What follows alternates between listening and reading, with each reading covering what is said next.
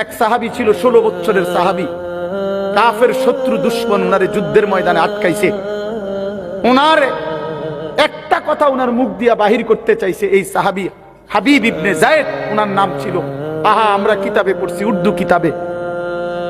এই সাহাবীকে যখন দুশমনের সর্দার আটকাইছে, তখন উনাকে বলছে, তুই শুধু এ কথা বলবি মুহাম্মদ আল্লাহর রাসূল না।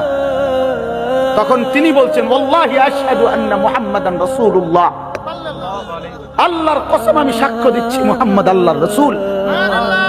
আনতা কাযযাব, বলছে তুই মিথ্যাবাদী বেটা। তখন কিতাবে আছে ওনার ডান হাত কেটে ফেলে দিছে। বলছে এবার বল। বলছে আমি ওই কথাই বলছি মুহাম্মদ আল্লাহর রাসূল। বাম হাত কেটে ফেলে দিছে। বলছে এবার বল, বলবি কিনা? বলছে ওয়াল্লাহি আনা আশহাদু মুহাম্মদ রাসূলুল্লাহ, আমি সাক্ষ্য দিচ্ছি মুহাম্মদই আল্লাহর রাসূল। ডান পাও কাটছে, বাম পাও কাটছে। এরপরে বিশ্বাস কসম আল্লাহর, আমরা উর্দু কিতাবে নিজে পড়ছি যে এরপরে ওনার কাইটা জিহ্বাটাই না কাটছে, ওনার শরীরটা